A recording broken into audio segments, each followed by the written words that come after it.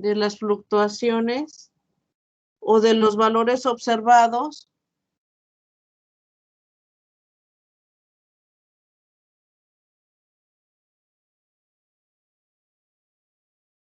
a partir de promedios.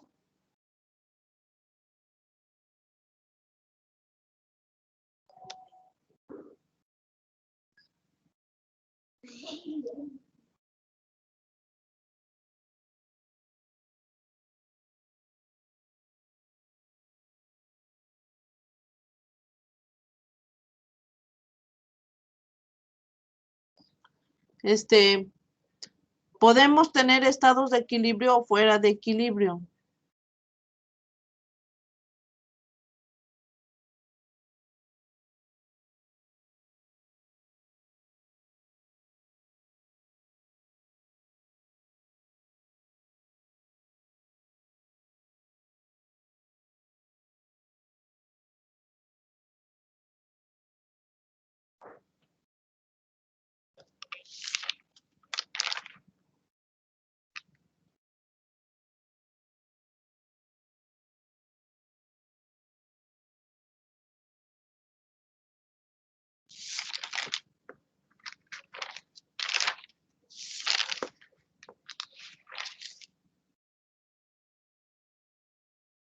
También, en general,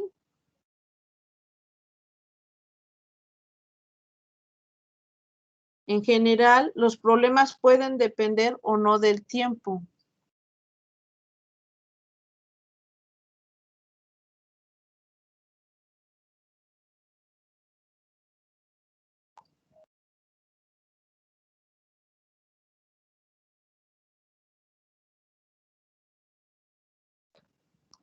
Del tiempo. Esta parte, va a ser un poquito de material que vamos a ver.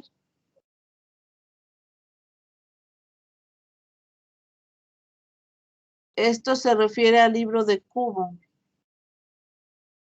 Es el libro, es el capítulo, el libro se llama Statistical Mechanics.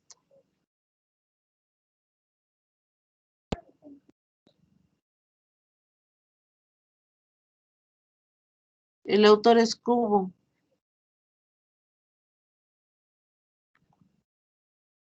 Este está en el capítulo 6. Ok.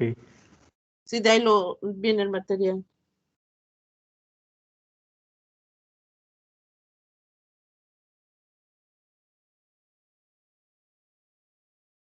Acá, los métodos cinéticos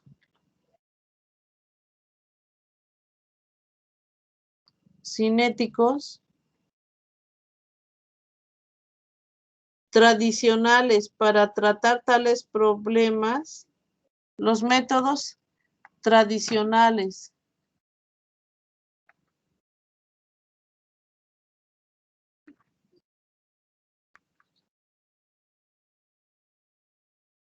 Los métodos tradicionales para tratar dichos problemas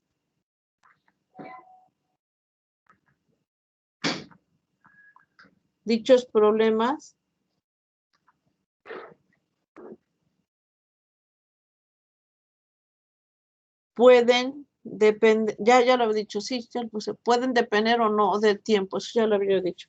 Los métodos tradicionales para tratar tales problemas se conocen como métodos cinéticos.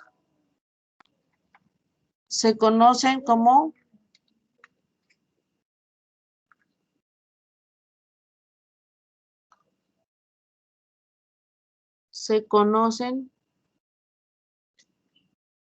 métodos cinéticos. Entonces, lo primero que quiero comentar ahorita es lo que se refiere al 6.1, que son fluctuaciones. ¿Qué son fluctuaciones?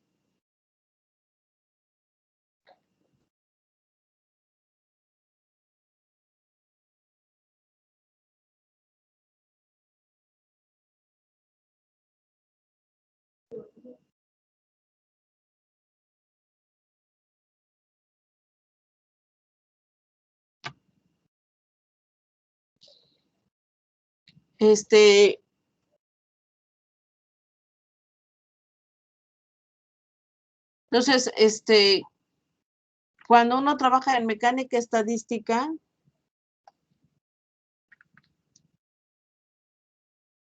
en mecánica estadística,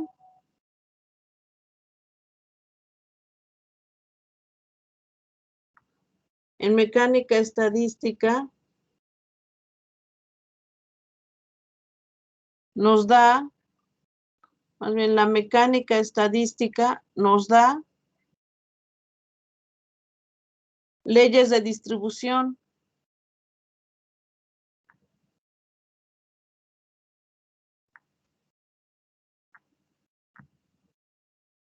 La mecánica estadística nos da leyes de distribución de estados microscópicos.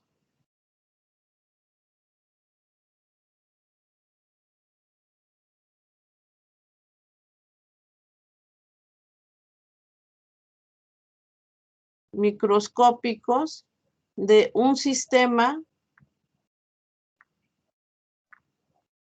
dado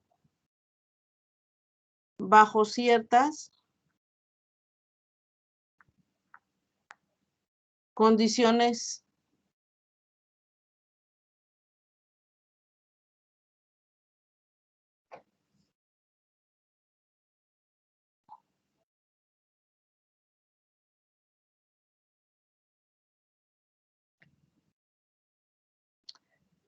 cuando uno analiza termodinámica,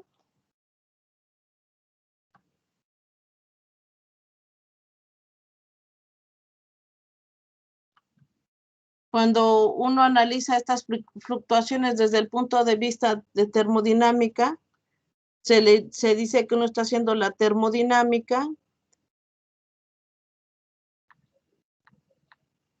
de teoría de fluctuaciones.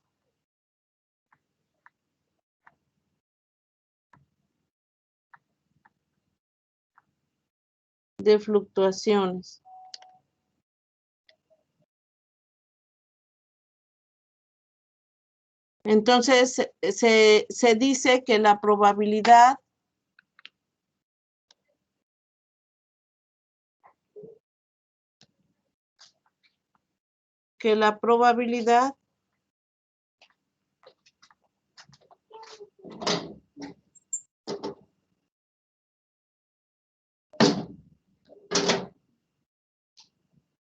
de fluctuaciones macroscópicas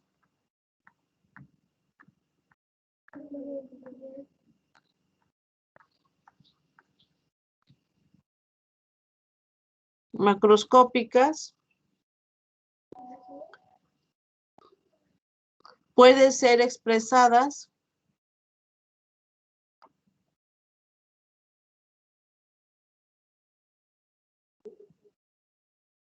en términos de variables termodinámicas.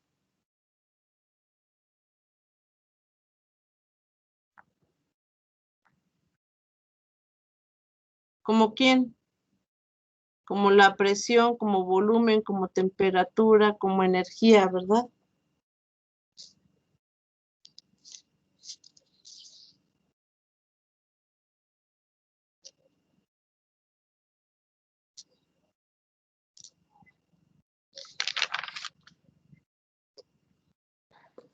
Entonces, vamos a decir esto, sean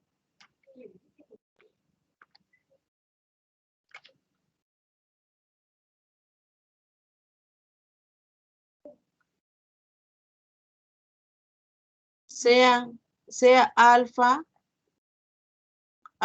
igual a alfa 1, alfa 2, alfa 3, hasta algún valor, el conjunto de tales cantidades, que son estas variables termodinámicas,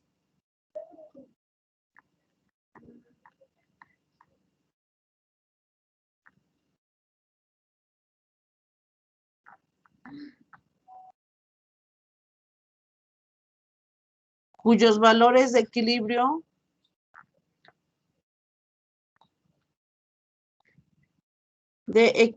son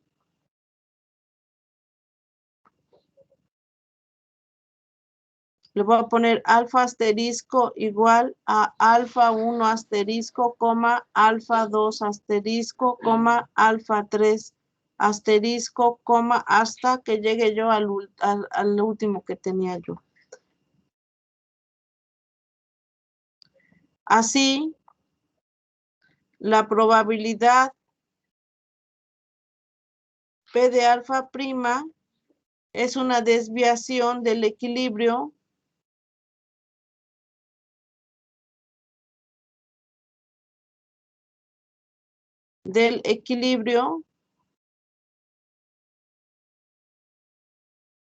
con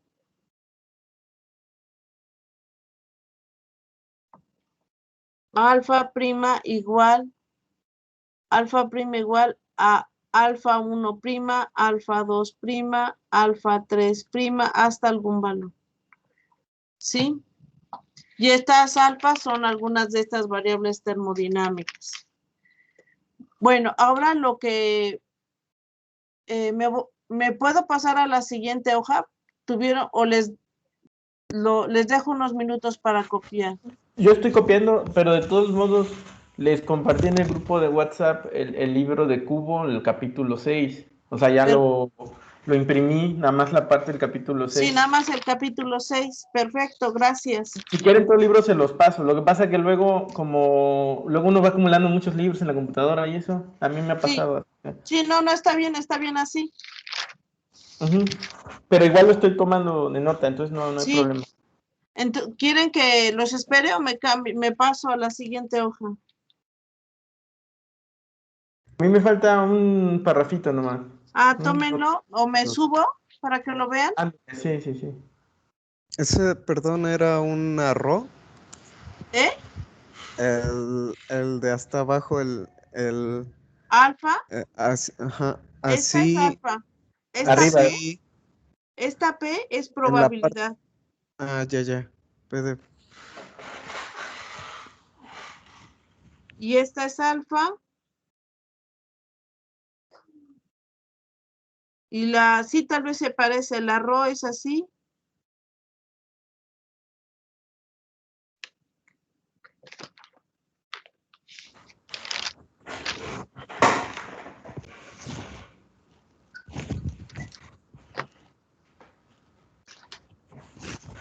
¿Le puedes subir un poquitito nomás por arriba, por favor? Sí.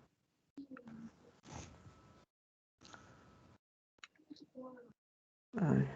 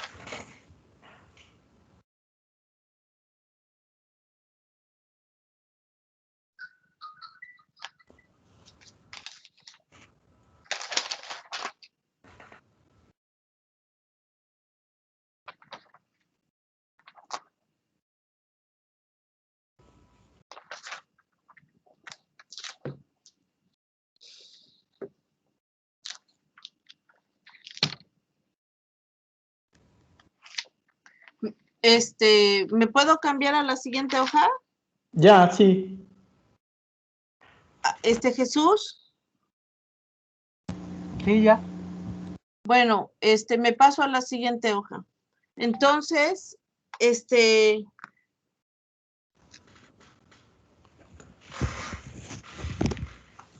vamos a hablar de un concepto que se llama frecuencias de colisión.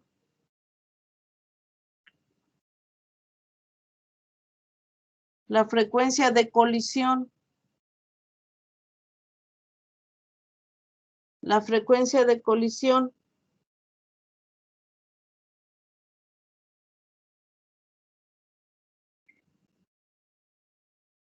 Entonces, esto se refiere a lo siguiente. Lo voy a ir anotando unas definiciones. La frecuencia de colisión en teoría cinética. En teoría cinética. En teoría cinética.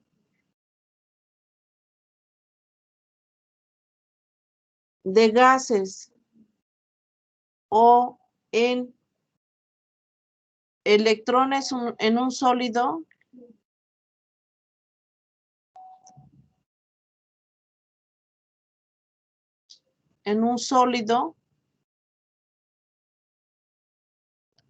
es necesario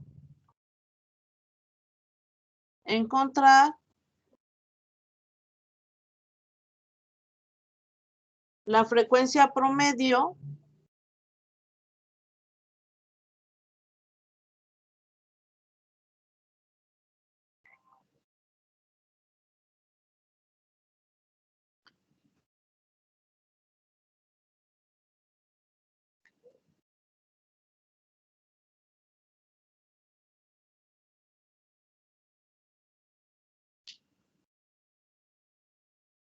con la que una partícula,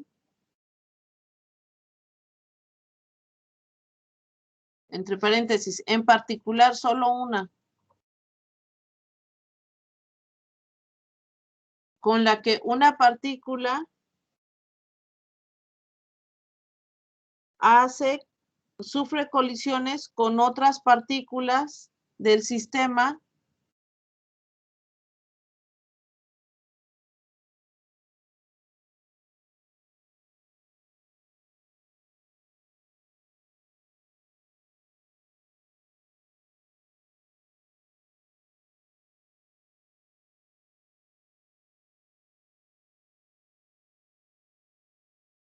o con obstáculos.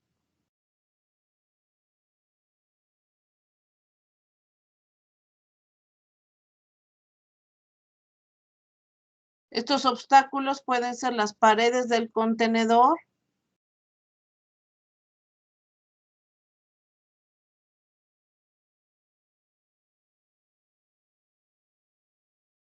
y en el caso de cristales, pues también pueden ser impurezas.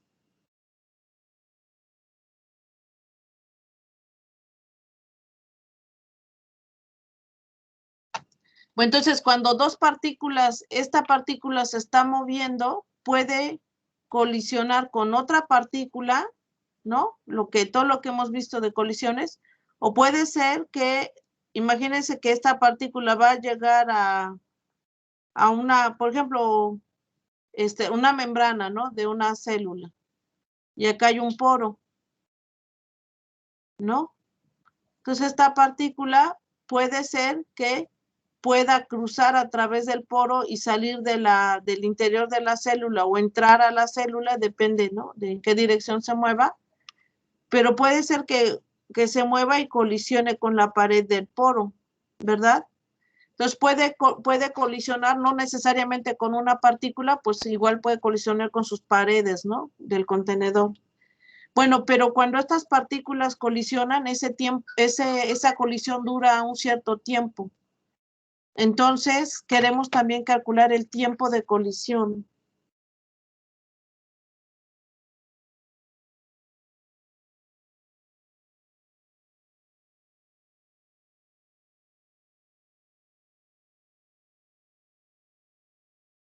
Queremos calcular la duración del tiempo en colisión.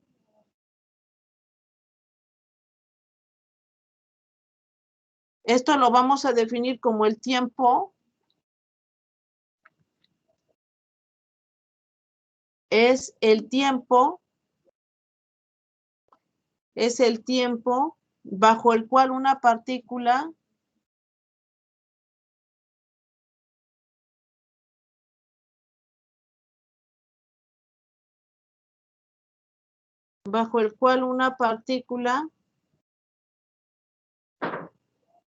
en consideración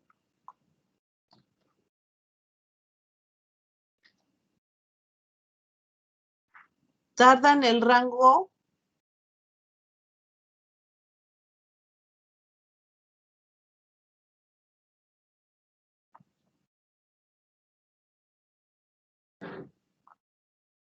de la fuerza. Por ejemplo, si esta partícula es un electrón y esta otra partícula es un electrón, pero si esta va pasando en esta dirección, puede no darse cuenta que está este electrón ahí. Puede no interaccionar, pero si pasa más cerca de él, a lo mejor en esta distancia no interactúan, pero a esta distancia empieza a interactuar con el campo eléctrico de este electrón. Y desde acá sale dispersa, ¿sí? Entonces, posiblemente desde este punto X1 hasta este punto X2, la partícula siente la interacción debido a este electrón 2.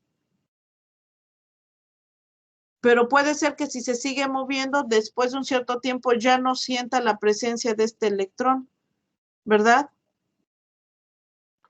Entonces, esta fuerza que interactúa con que siente debido al electrón es mientras esté a cierta distancia del electrón. ¿Están de acuerdo?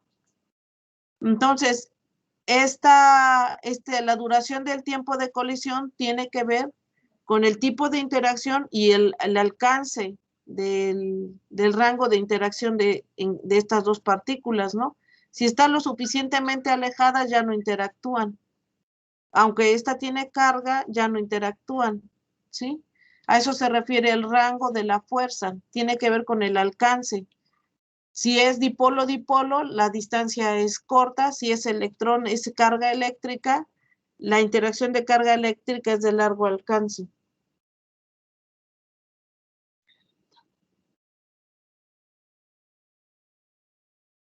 Entonces, es el tiempo bajo el cual, la duración del tiempo de colisión es el tiempo bajo el cual una partícula en consideración tarda en el rango de la fuerza o en colisionar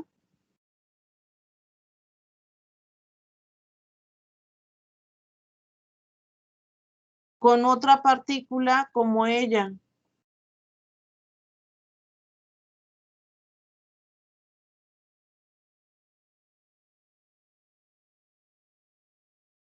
Con otra partícula como ella.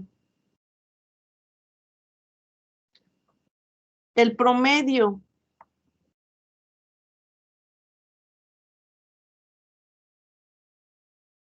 de este tiempo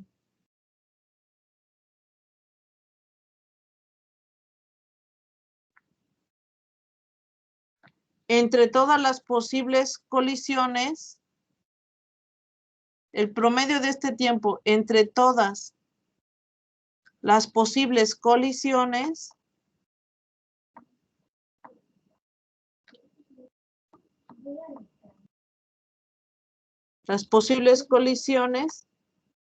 es el tiempo de colisión promedio.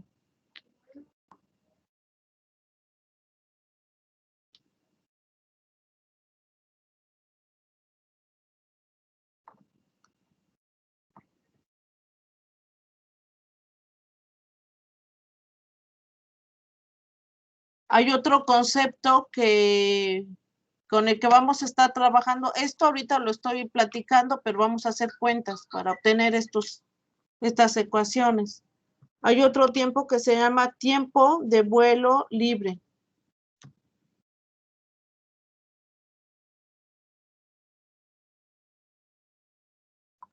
De vuelo libre. Y En algunos libros lo encuentran como free time, flight.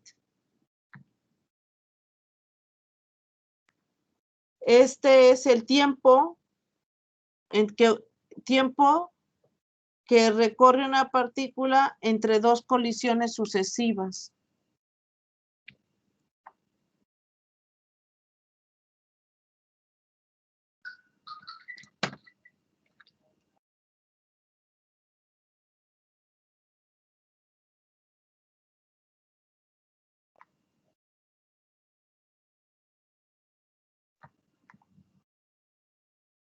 Entre dos colisiones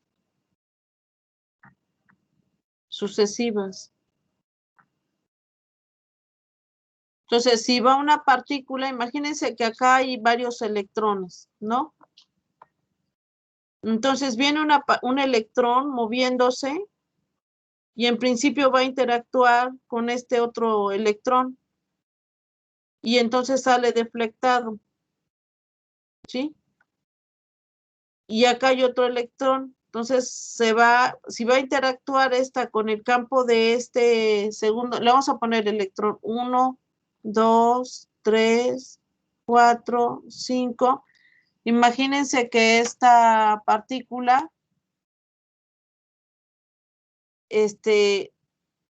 supongamos que todas son electrones, entonces va a salir dispersa debido a la interacción con la partícula 2 y ahora sigue moviéndose en línea recta. Primero hace una curva y luego empieza, hasta que dejan de interactuar, empieza a viajar en línea recta. Y entonces ahora va a colisionar con la partícula 3 y entonces sale dispersa nuevamente. ¿Sí? Y ahora va viajando y va a querer colisionar con la partícula 5. Y si son todas electrones, va a salir dispersa. ¿Sí? Y ahora va a volver a interactuar con la partícula 6 que está acá y va a volver a salir dispersa. Entonces, el tiempo entre una colisión y la otra, en el tiempo donde entre una colisión y la otra viaja en línea recta. Ese se llama tiempo de vuelo libre. Por ejemplo, acá sería entre esta y esta. ¿Sí? Ese sería el tiempo de vuelo libre. Es el tiempo que viaja la partícula entre dos colisiones, pero en ese tiempo, después de que sufre la interacción, por ejemplo, entre la 1 y la 2, viaja en línea recta, pero después se dispersa y forma una curva, y luego vuelve a viajar en línea recta y se vuelve a dispersar. Entonces, deja de ser línea curva hasta que ya dejan de interactuar y entonces se empieza a mover como una partícula libre. Cuando vuelve a interactuar, va a generar una curva. ¿Estamos de acuerdo que es el tiempo de vuelo libre? Sí, ¿Sí? sí. Sí. Bueno, también existe el concepto de... También existe el concepto de tiempo de vuelo libre medio. Luego los vamos a calcular. Tiempo de vuelo libre medio. Y ese es el promedio sobre los tiempos de vuelo libre. Promedio. Es el promedio sobre los tiempos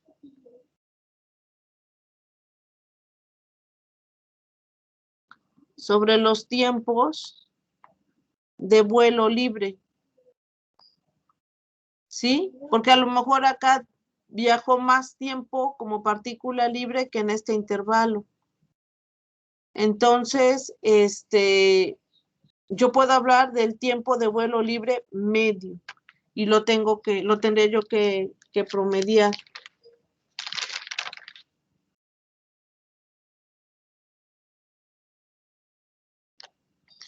Entonces, si voy a pasarme a la siguiente hoja, si una partícula va viajando y tengo un contenedor que tiene partículas, varias partículas, si una partícula va viajando entre una colisión y la otra,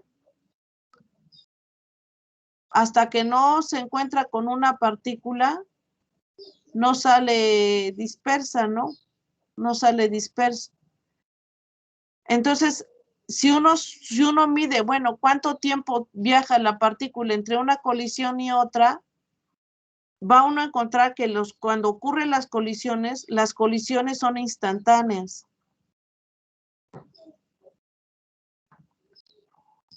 El tiempo que tarda la colisión son instantáneas. La mayor parte del tiempo, la partícula viaja como una partícula libre. La mayor parte del tiempo, la partícula viaja como partícula libre.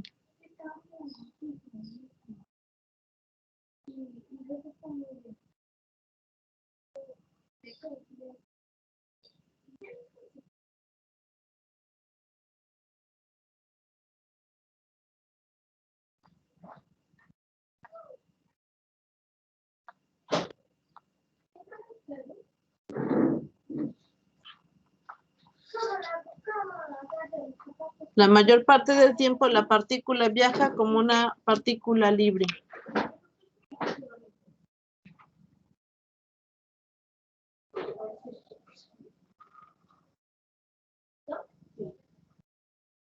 Entonces, se puede establecer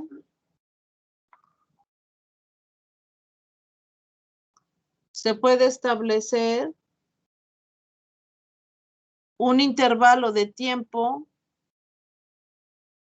que satisfaga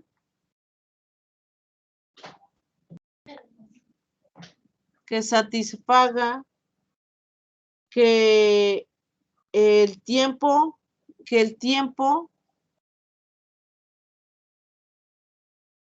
de vuelo libre medio, ya los saqué los promedios. Este es el tiempo que la partícula viaja entre colisión y colisión, y cuando viaja como partícula libre, ¿sí? Entonces, el tiempo de vuelo libre medio, acá ya hice el promedio. Tiempo de vuelo libre medio debe ser mucho más grande que el tiempo de colisión. Delta de t es el tiempo de colisión. Las colisiones son instantáneas, duran un tiempo delta de t, ¿sí? Y entonces el tiempo que la partícula viaja como partícula libre debe ser mucho más grande que el tiempo de colisión.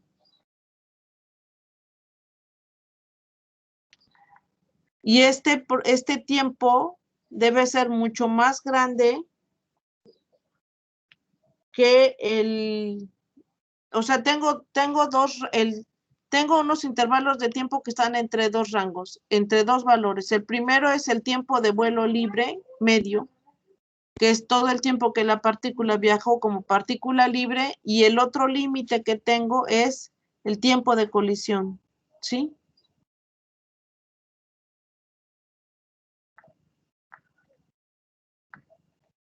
Es el tiempo que dura la colisión. Decíamos, las colisiones son instantáneas.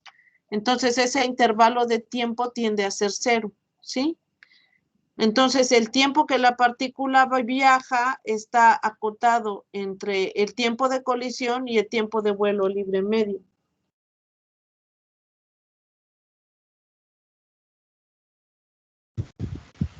Tengo una duda. ¿Sí? ¿El delta t qué es? Porque... Delta de t es, o sea, tú sabes que la velocidad es distancia entre tiempo, ¿verdad? Entonces, la partícula va a viajar un intervalo de distancia en un intervalo de tiempo. Este intervalo de tiempo va a estar acotado entre dos regiones. Entre el tiempo más grande que va es el tiempo en que la partícula viaja como si fuera una partícula libre. Pero cuando le pongo acá medio es porque ya promedié con todas las interacciones, ¿sí? O sea, sumé este tiempo que la partícula viajó de aquí a acá, más este tiempo, más este tiempo, más este tiempo, lo sumo y luego los divido entre el número de veces que sumé. Y el tiempo más corto es el tiempo de colisión. Claro. El tiempo de colisión tiende a 0. Entonces, estos delta t serían como que, o sea, haríamos promedio de todos los delta t para Sí, encontrar el tiempo vuelo de medio. Este delta de t es el rango de tiempo en el que estamos haciendo, digamos, el análisis. O sea, sería Nuestro entre límite colisión y nos colisión. acota el tiempo a 2 regiones. Uno es entre el tiempo de colisión y el tiempo de vuelo libre medio. Los tiempos que vayamos a calcular están en ese límite. El tiempo de colisión siempre tiende a 0. Ok. Ajá. Vale. Muy bien. Gracias. Sí, está bien. Y luego decimos...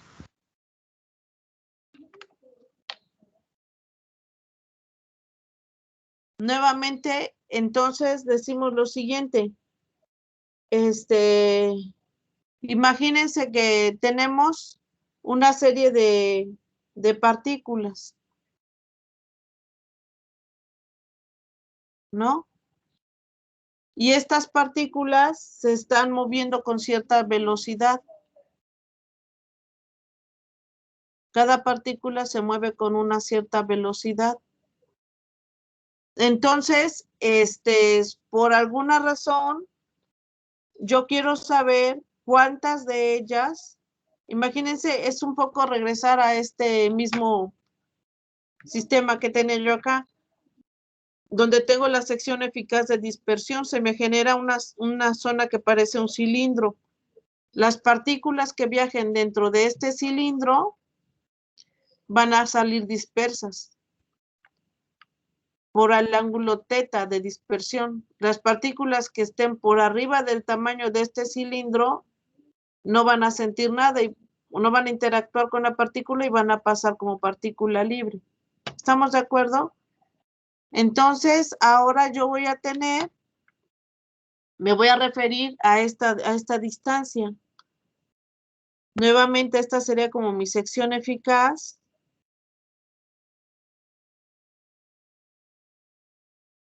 ¿Sí? Y esto es B, es la altura de esta sección eficaz.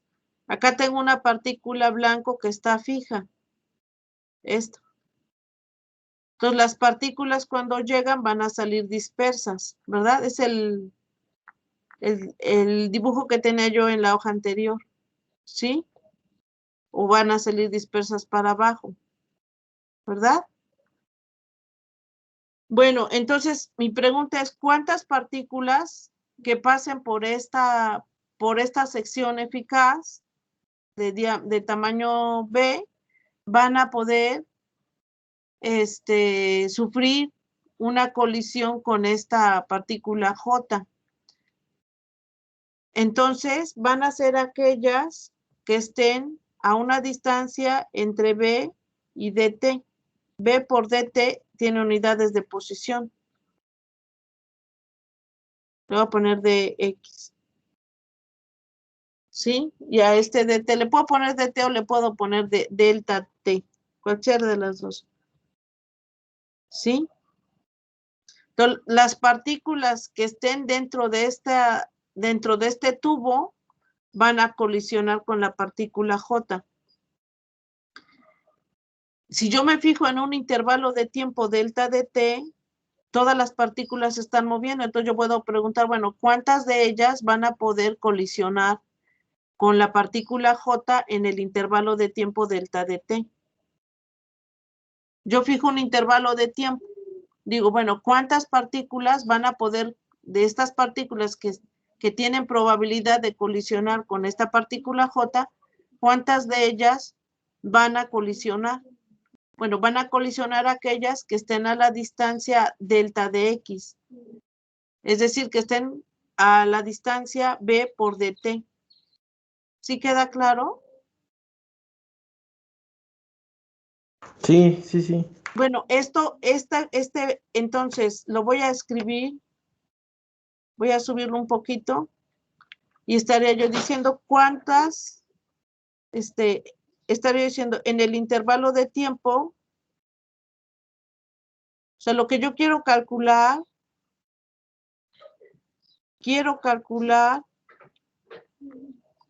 el número de colisiones.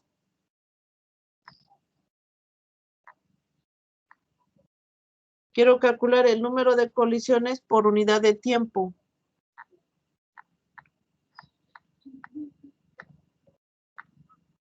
Por unidad de tiempo delta de t. Entonces, lo que sé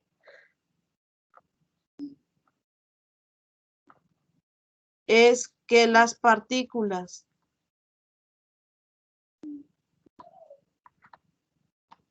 que estén a la distancia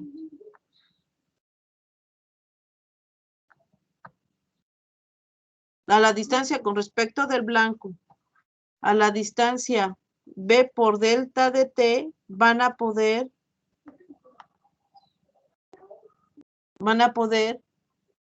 digamos, cruzar este tubo y van a poder salir dispersas. Si digamos hasta acá. A esta distancia, la partícula todavía, si la partícula está a esta distancia, todavía no interactúa con la partícula Jésima, pero cuando está más cerca, interactúa y entonces sale dispersa. ¿Sí? Entonces, lo que quiero es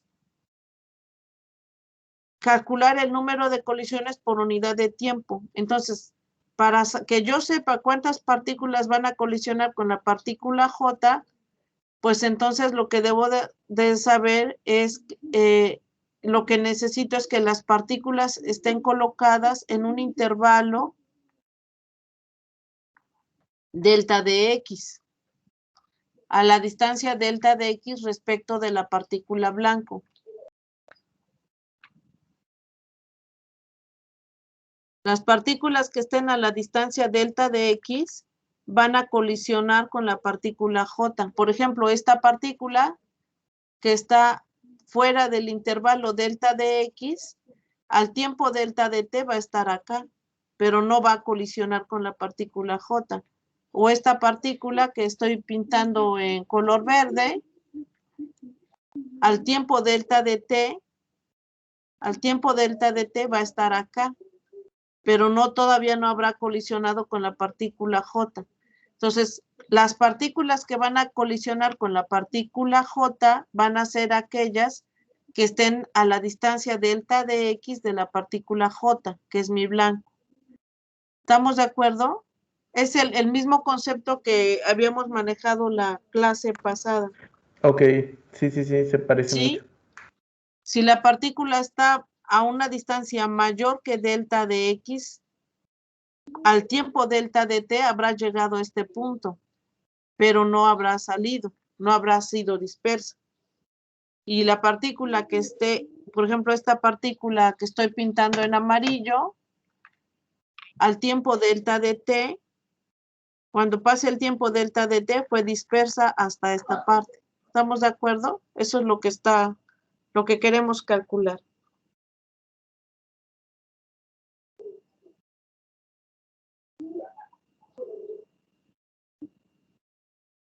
Que podremos esperar que si no hubiera colisiones, esa velocidad pues es constante y tú no tendrías una distribución de velocidades, tendrías una velocidad, ¿no?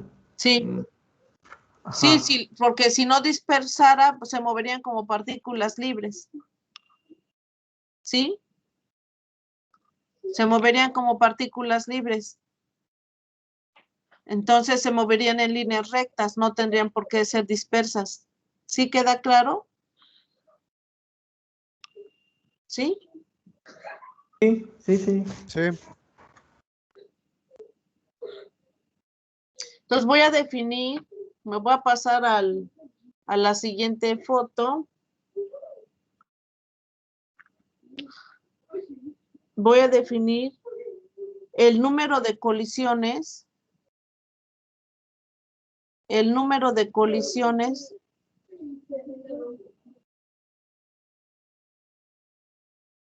En el intervalo delta de T va a estar dado como la variación en la velocidad por la probabilidad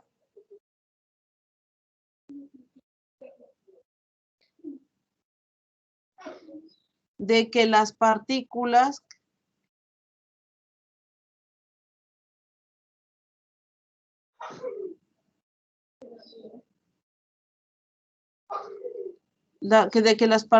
colisionen.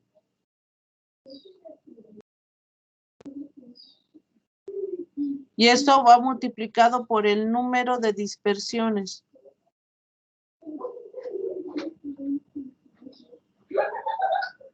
O por el número de partículas dispersas, ¿no?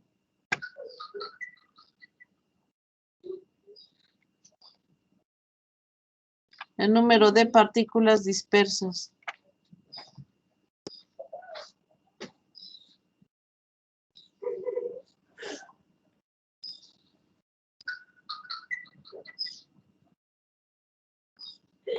¿Sí?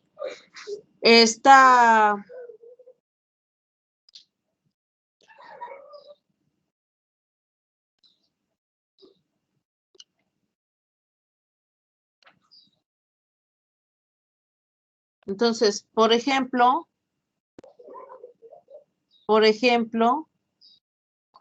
si tenemos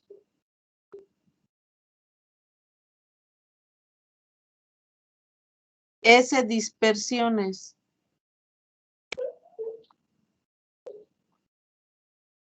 por unidad de volumen,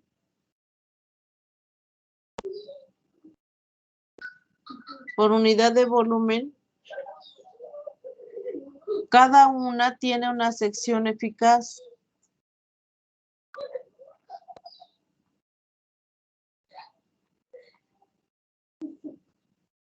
Cada una tiene una sección eficaz, sigma.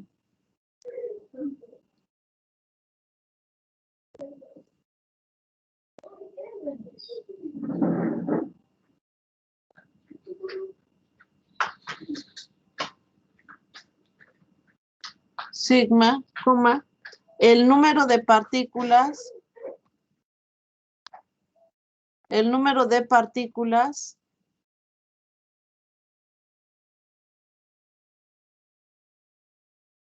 que colisionan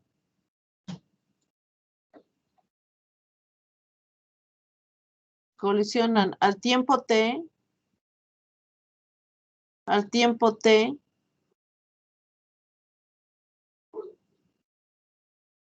que colisionan, déjame corregir, que colisionan por unidad de tiempo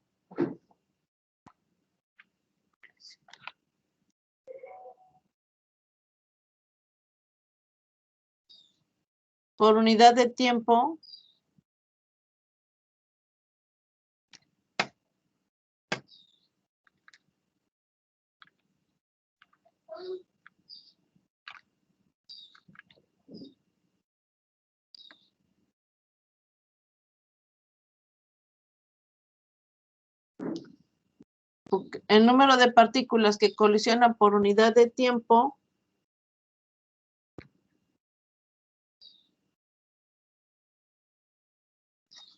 que tienen velocidades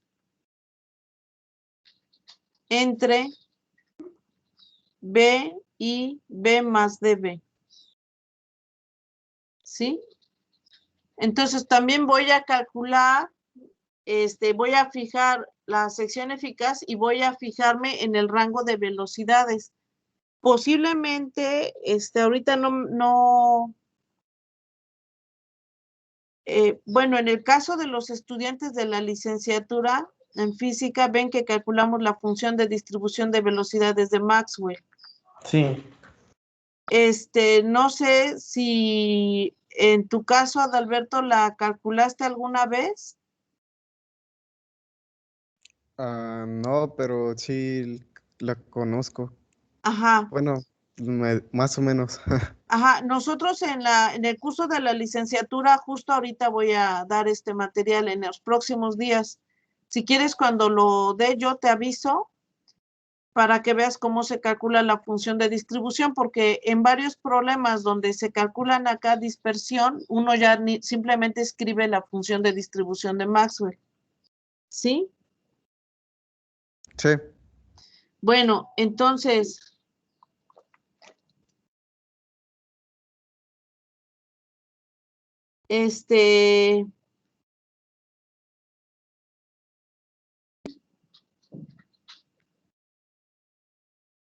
podríamos escribir si n es la densidad de partículas por una función de distribución de velocidades por dB, sigma es la sección eficaz y B es esta velocidad. Esto me va a calcular la fracción de partículas que salen dispersas por unidad de tiempo. N es la densidad. La densidad de partículas. F es mi función de distribución. La vamos a calcular.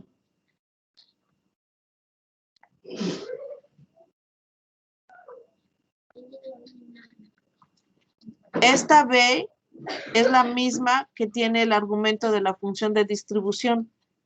Sigma es mi sección eficaz.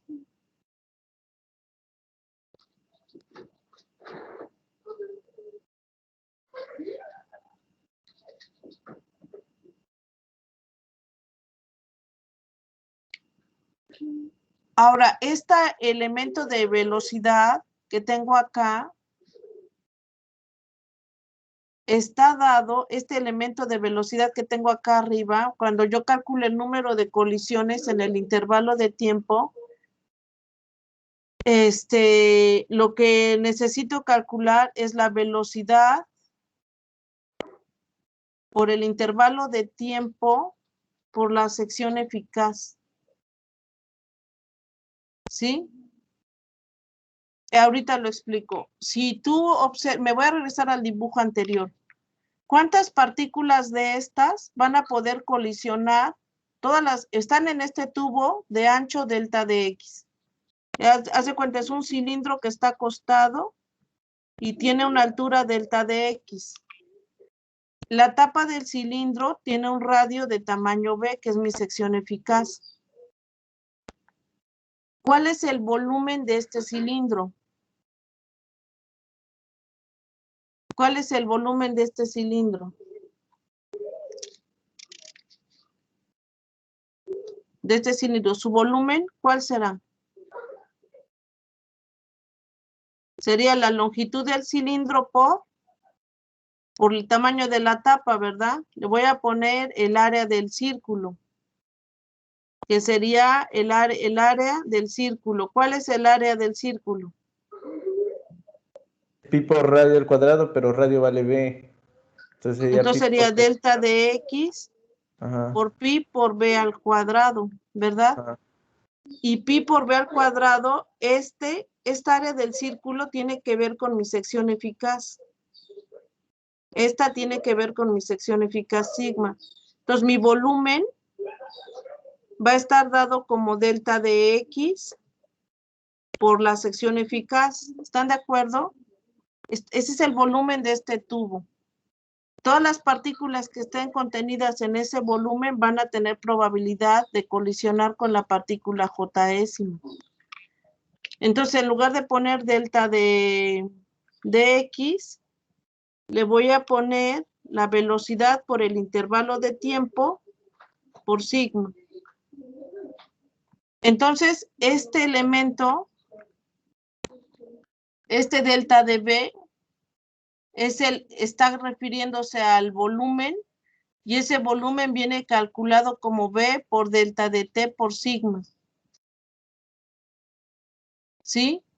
El número de las partículas que van a colisionar en el intervalo de tiempo tiene que ver con el volumen de ese tubo por la probabilidad de que las partículas colisionen y el número de partículas que puedo poner un contador que me mide la colisión. Entonces, B por delta de T por sigma me calcula el tamaño de este volumen. Este término es el tamaño de este volumen. Y entonces acá yo tengo, bueno, acá si lo escribo así, si escribo en esta misma expresión, escribo dt en ambos lados de la ecuación, B por dt por sigma, eso es el elemento del tamaño del volumen, ¿verdad? Ese es el volumen. N es el número de partículas. N es el número de partículas sobre el volumen, ¿verdad? Es la densidad de partículas.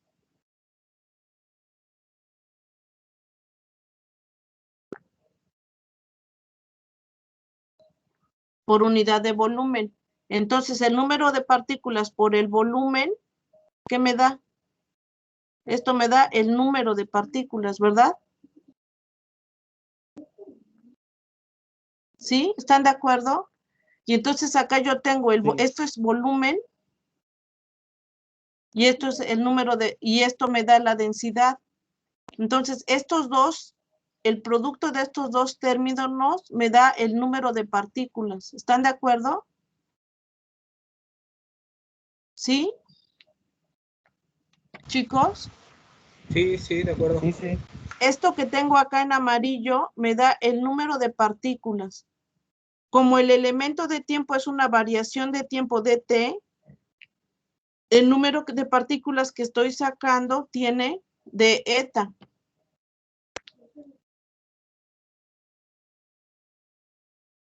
¿Sí? Si el tiempo fuera, no dt, no un diferencial, sino fuera tiempo, esto me daría un número de partículas. Pero como tengo un diferencial de tiempo, tengo un diferencial de partículas, ¿sí? Entonces, lo que está en amarillo me está contando el número de partículas. La función de distribución es adimensional. Esta función es la función de distribución de velocidades de Maxwell, Boltzmann. Y este es el elemento de velocidad, esto se refiere a velocidades. Entonces, la función de distribución es adimensional. Entonces, ahora sí, esto que estoy calculando acá, sí, se ve que me está contando el número de partículas. ¿Sí se ve mejor así?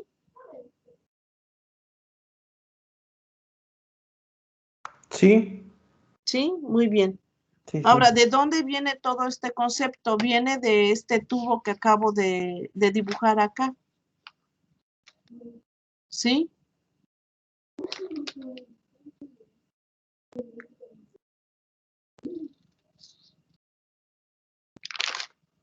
Muy bien. Entonces, si gustan ustedes, acá la dejamos. La próxima reunión que tenemos,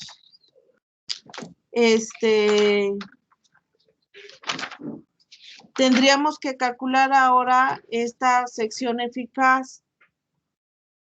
Esta sección eficaz,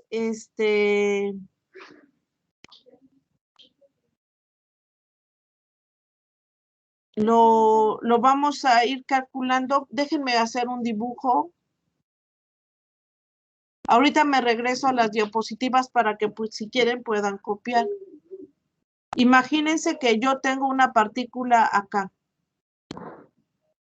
Y acá pongo mi sistema de coordenadas.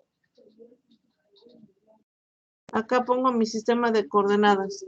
Bueno, mi sistema de coordenadas normalmente lo ponemos así, X, Y y Z. Pero ahora yo necesito que el eje Z esté horizontal. Porque si yo pongo un punto acá, lo proyecto al piso y este sería mi ángulo phi. Y entonces este ángulo phi tiene simetría azimutal.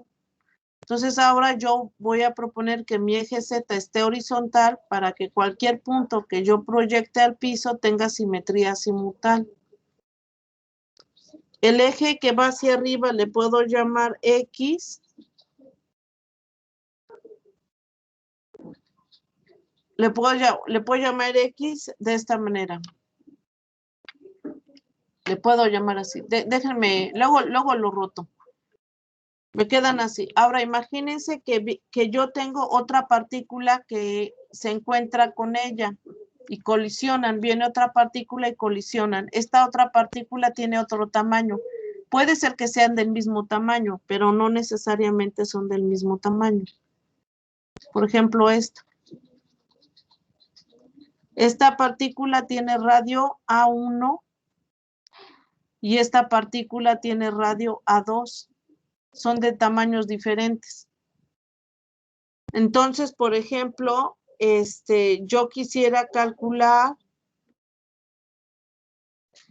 de entrada, bueno, que yo sé que van a sufrir una dispersión, por la colisión van a sufrir una dispersión, pero necesito encontrar el área donde pueden colisionar, ¿sí? Entonces, ese cálculo lo vamos a hacer la siguiente clase.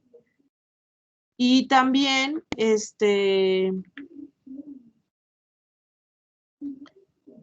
por ejemplo, lo podríamos calcular así, miren. Pero de esto lo vamos a ir calculando la siguiente clase. Lo que podríamos hacer ahorita es, pero igual lo calculamos la próxima clase,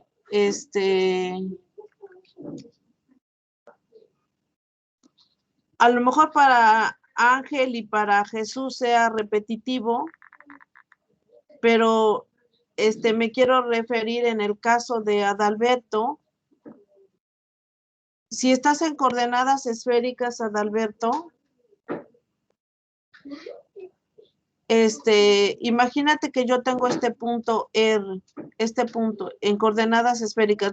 Esto lo vamos a estar calculando en la clase siguiente. Este es mi radio R. Este es X, Y y Z.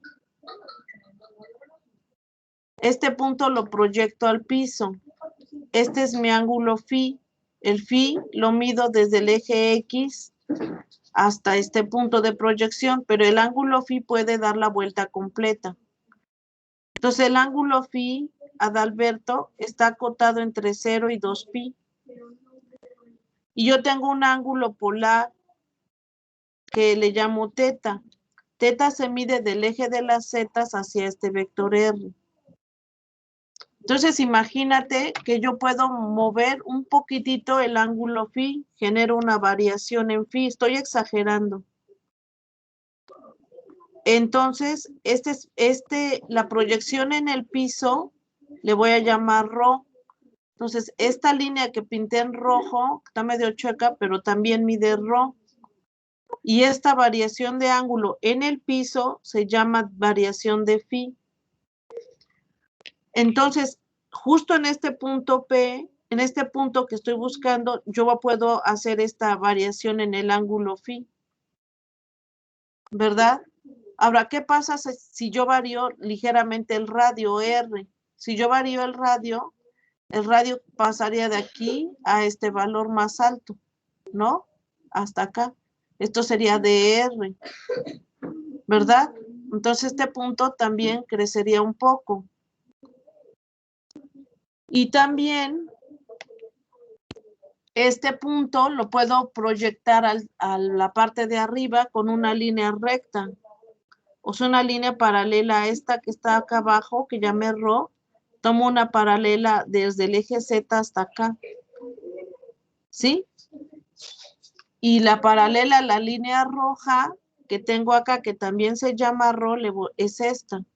Entonces me genera, Adalberto, como si sacara yo una rebanada de un pastel. ¿Estás de acuerdo, Adalberto? Sí. Se me genera como una rebanada de pastel. Pero, ahora digo, bueno, ¿qué pasa si yo varío ligeramente el ρ? ¿Qué pasa si yo varío ligeramente ρ? Ya voy a terminar, ¿eh? Si varío ligeramente ρ, que es el radio en el piso, se me va a generar una línea acá, una línea acá. Estoy exagerando. Y estas líneas están conectadas por esta variación en dφ. Es el mismo ángulo. Lo mismo acá. Varío esta línea y varío esta línea. y también se me genera este ángulo de phi. Esta variación que aumenté se llama de rho. También acá se llama de rho, ¿verdad? Y ahora, ¿qué tal si varío ligeramente el ángulo teta? Teta es este ángulo. Haz de cuenta que, Adalberto, que estuvieras acá parado y pones tu brazo acá arriba, ¿no? El otro brazo lo tienes acá abajo. Cuando tienes el brazo arriba, estás justo sobre el eje Z, estás a 0 grados. Y cuando bajas este brazo, estás a pi, al ángulo pi. Entonces, teta varía desde arriba de tu cabeza hasta este lado, solo pi. Teta solo puede correr entre 0 y pi. ¿Sí?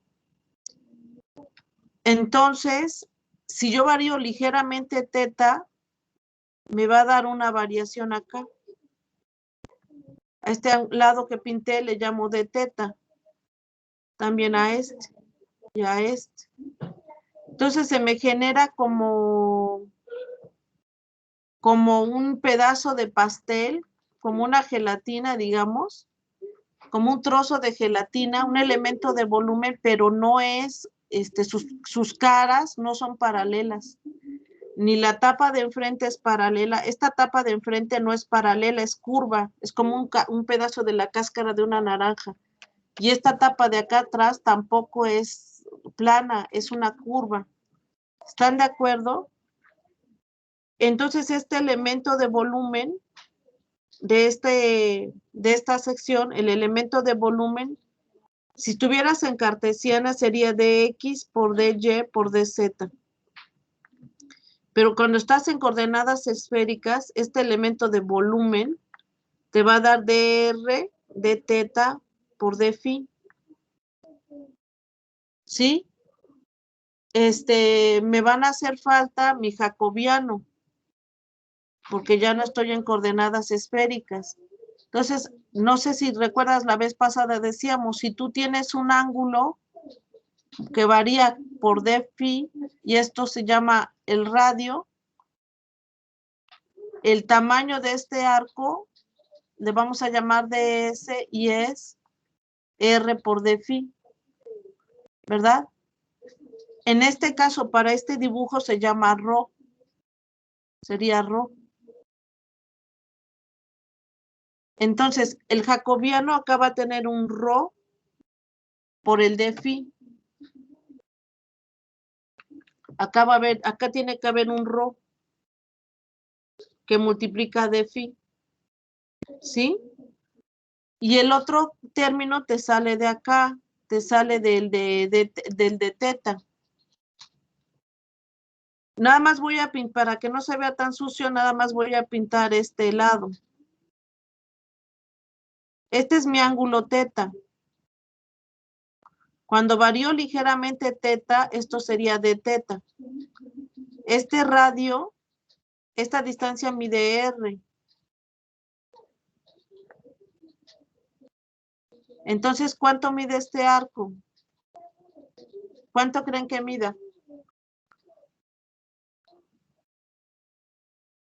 Este arco, ¿cuánto medirá? Ese es... Es como este, ¿cuánto medirá? es de rho de phi, ¿no? ¿Mandé? Y Es el R de teta. Claro, este sería r de teta. ¿Sí? R de teta. Ahora, ya termino.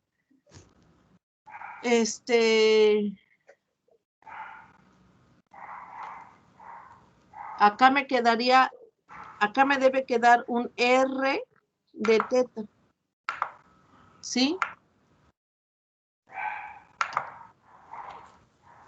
Acá le voy a poner DR y acá me debería quedar R de teta. Adalberto, esto se puede calcular sin que parezca, como lo estoy haciendo ahorita, pero lo quiero calcular así para no enredarte con otras cuentas. Entonces, este término R de teta es debido a esta trayectoria, que es esta. Y rho de phi es debido a la que está en el piso. ¿Estás de acuerdo? A esta variación. ¿Sí están de acuerdo? Ahora, ya para Sí. terminar, en coordenadas esféricas. Ya para terminar, en coordenadas, de esto vamos a estar calculando las siguientes clases. En coordenadas esféricas, si este es el punto que me interesa y este vale rho r, y esto es x, esto es y y esto es z, entonces, y este es el ángulo teta, yo lo puedo proyectar al piso y me genera una línea recta. Y entonces esta recta, poner una línea paralela acá arriba. ¿Estás de acuerdo? ¿Están de acuerdo hasta ahí? Chicos. Sí. Sí, Sí, sí. Entonces, cuando lo Sí. proyecto acá arriba, acá se me forman 90 grados. Acá hay 90 grados. Entonces, para esta figura, el seno de teta, que es igual, para esta figura. Esta altura mide z y lo que está acá se llama rho, que es lo que está acá abajo.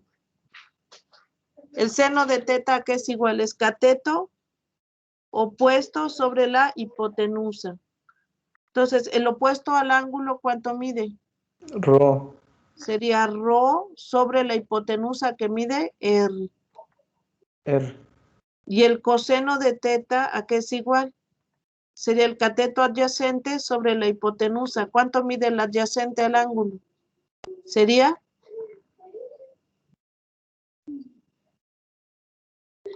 el adyacente, ¿cuánto mide? El adyacente a teta, ¿cuánto mide? Sería Z. Z. Cateto, pues, adyacente sobre la hipotenusa, que mide R. Rho. R, perdón. Sí. Perdón, tienes razón, rho. No, está bien, la No, está hipotenusa bien. mide R. Sí, sí. Perfecto. Y entonces, de acá,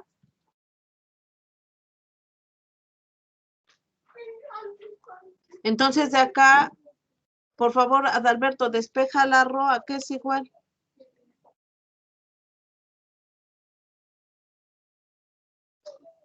Es Adalberto, igual al seno de teta por R.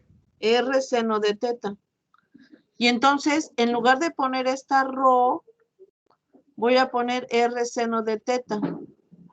Así, entonces, mi elemento de volumen, ¿a qué va a ser igual? Copio como está, sería dr por R por D teta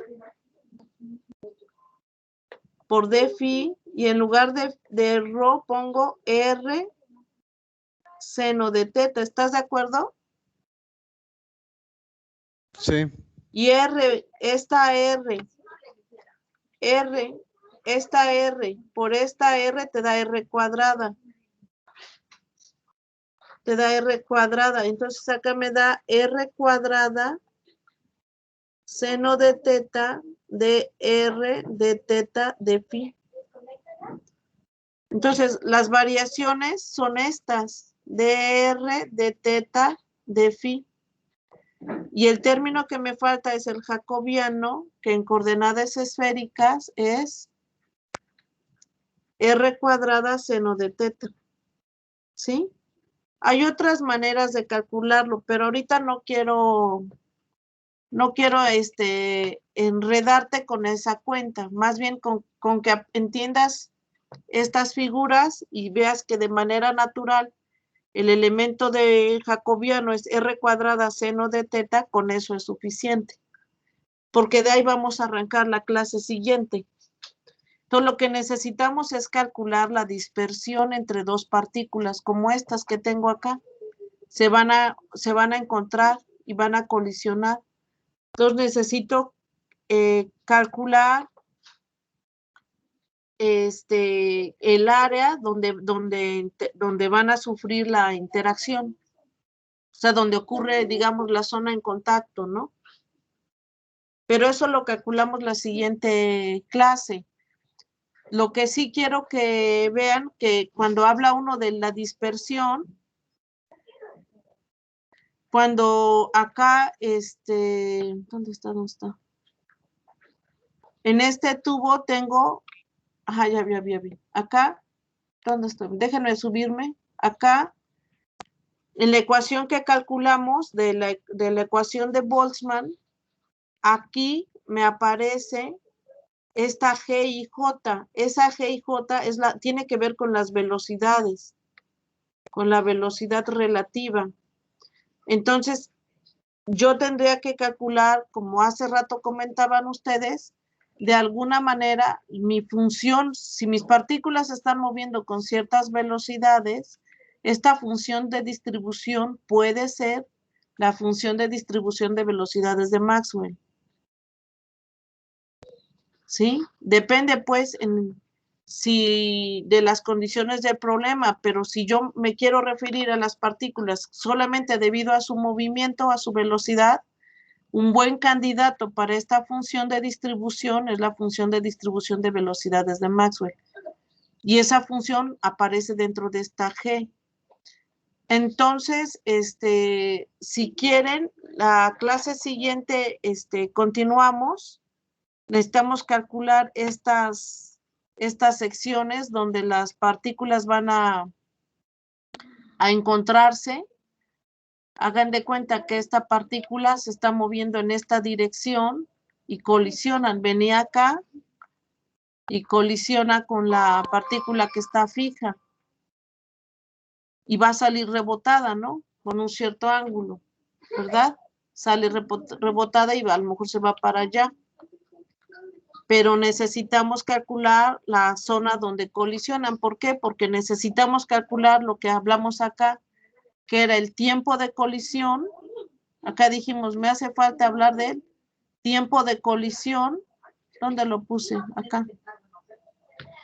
El tiempo de colisión, la frecuencia de colisión, el tiempo de colisión y el tiempo de vuelo libre. Hay otro concepto que se llama trayectoria libre media. También hay que calcularla. La voy a anotar acá. También hay que calcularla. Lo voy a anotar acá. Voy a poner otra cosa que nos hace falta, que es la trayectoria libre media. Entonces, cuando las partículas colisionan, necesito calcular la frecuencia con la que colisionan, el tiempo que dura la colisión, cuánto tiempo viaja la partícula sin colisionar, y cuando viaja sin colisionar se mueve como línea recta. Y por ejemplo, en este dibujo, la línea recta va cambiando de orientación, pero la puedo promediar el tiempo en que viaja como partícula libre. La sumo los tiempos y los promedio. Y también puedo calcular la trayectoria libre media. Entonces, en esto es lo que vamos a estar calculando las siguientes clases. Esto de trayectoria libre media viene en el temario, ¿sí? Entonces, pero sale de toda esta parte que acabamos de calcular. No sé si tengan algún comentario o alguna duda. Pues de mi parte no, más o menos pues tengo una idea y voy a leer los apuntes de el libro que nos pasó. Sí, ¿sabes qué? Mejor, mejor, si vas a revisar material, Ángel, Sí. revisa la función de distribución de velocidades de Maxwell, Ah, la de ok. la licenciatura. Sí, está bien. Igual Si de vas a eso revisar viene el material, mail, ¿no? mejor revisa ese. Igual Jesús.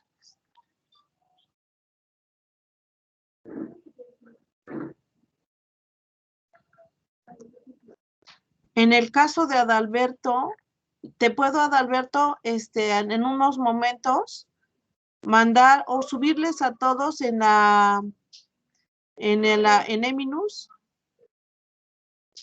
estos apuntes para que ahí los vean, ahí los calculamos. ¿Sí les parece bien? Lo podríamos calcular acá en los apuntes. Nos puede tomar muy poquito tiempo calcularlo, pero sí los necesitamos para calcular todos los temas que nos faltan. ¿Sí? Entonces, si les parece bien, voy a parar tantito la grabación, denme unos minutos.